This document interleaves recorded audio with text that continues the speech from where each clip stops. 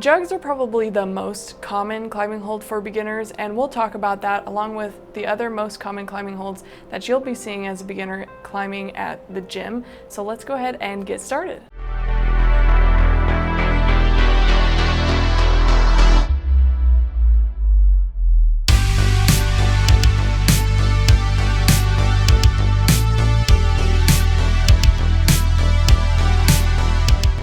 I'm Sarah, and today we're going to go through the most common climbing holds for beginners, so stay till the end so you can get all the insight on what the different climbing holds are that are most common for beginner routes and how to use them. Like I mentioned earlier, jugs are the most common for beginner routes, and jugs, essentially they're climbing holds that allow you to put 4 fingers on the hold at a time, and usually you have some sort of curvature so you can actually grip the hold.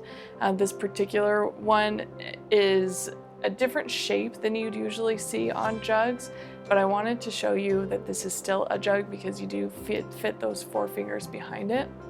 And to use a jug, the easiest way would be to put your weight in the opposite direction of the positive side of the hold. Now, a positive side of the hold is the part that sticks out. And so it's, say this is the hold and here's the wall. The positive side would be right here because you can actually grip onto it. So you'd take the positive side and you'd put your weight on the opposite direction. As you can see, I'm doing that in this footage right here. The next type of climbing hold is very similar to a jug. It's called an incut, and essentially it's a miniature jug. Usually you can still fit about 3 or 4 fingers on, but there's a little bit less space for that curvature that you like. It's a little bit more thin, but it's not quite crimp status. So because you can get more than just your fingertips on it, it is called an incut. And incuts you treat the exact same way you would a jug. So you would put as many fingers on it as possible and put your body weight in the opposite direction. As you can see how I did that in this climb. On this climb. My favorite kind of climbing hold is a side pull, and a side pull is any kind of climbing hold that forces you to, that has the grip side on the side, and you have to pull your body to one side. So in this example, you can see how I can pull I put my hand as much grip, and this is a really big side hold, so I'm able to get almost my entire hand on the side hold, and then I put my weight in the opposite direction, meaning I'm pulled to the right, because the positive side is pointing to the left. And I'm able to reach really far with side pulls because they do allow you to hold and keep your balance pulling in one direction while you put your body weight in a complete opposite direction. Sometimes side pulls, though, there are 2 side pulls really close together. So for example, in this orange side pull, you've got one side that's an edge that you put your body weight to the right, and then really close by as part of the same hold is another side pull to pull yourself in the opposite direction. And when you have side pulls that are so close to each other, you can actually place your hands on both of them at the same time and use them to hold your body in the center. The next kind of climbing hold is an edge, and these are more common in nature than they are in the gym, but luckily my gym is full of them. And what they are is it's a ledge or an edge where you don't have any space to put your hands over it, but you do have space to put your fingers on top of it and use gravity and friction as your grip. In this case, the entire route is edges.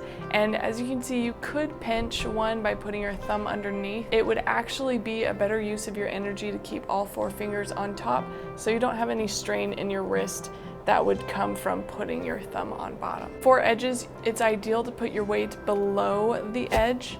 And in this case, I could really get low on this climb.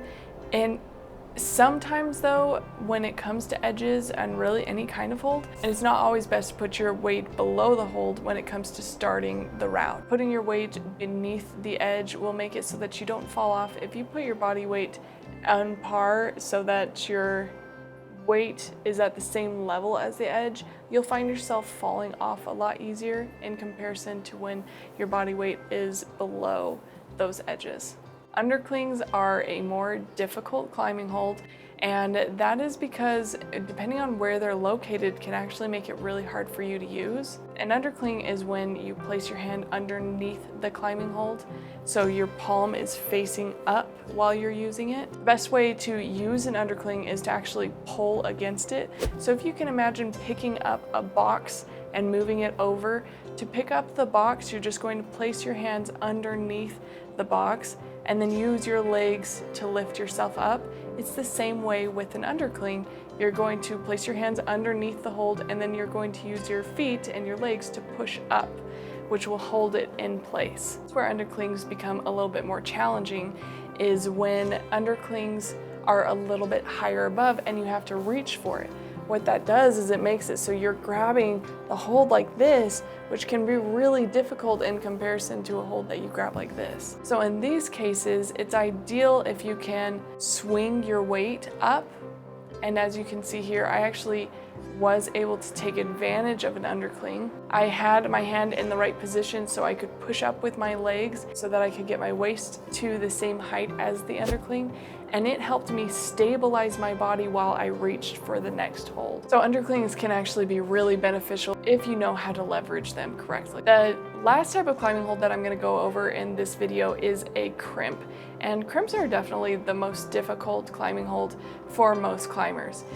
The biggest thing with a crimp is you don't get more than a bit of your thumb pad or your finger pads on the hole. You can only fit outer pads, then it's considered a crimp. A full crimp would be when you put your thumb over the top of the hold, and then you've got a half crimp, which the thumb is still pretty close by but it's not on top, and then you've got an open crimp where your palm is usually touching the wall or the handhold while your thumb is hanging out. The safest grip for a crimp is the open, but it can be difficult to maintain the strength because it does require a lot of focus and balance and strength. It seems like using your thumb, it just adds, this muscle right here is so strong that it makes it a little bit easier. But if you can avoid doing a full crimp, you're going to minimize your risk of injury to your hands. And finger pulleys is one of the most common injuries for climbers, especially climbers who are just getting into crimp climbing. So if you can do an open crimp or a half crimp, avoid doing a full crimp. Also, leverage your feet as much as possible. If you are putting all the weight in your arms like so many beginner climbers do, you're going to get tired, you may even get injured, and those grips are going to be really difficult to manage. Instead, if you can focus on your footwork and placing your weight in your feet, then the crimps can be more used as a balance instead of an actual means of holding on to the wall. So those are all the climbing holds that we're going to go over today. If you notice a climbing hold like a sloper isn't included in this video, it's because I did an entire video on slopers and the best way to use slopers. I'd highly recommend watching that video for any beginner climbers. Slopers are super difficult to use. They're the big climbing holds that there's usually not anything to put your fingers on. It's like an open palm, your entire hand is touching it. And if you want to learn how to use slopers, go ahead and check out that video. Thanks so much for watching this video, especially to the very end. I really appreciate it. If it was a helpful video, please give it a thumbs up and go ahead and click on the subscribe button for more tips about climbing. Thank you so much again for watching this video and enjoy your send.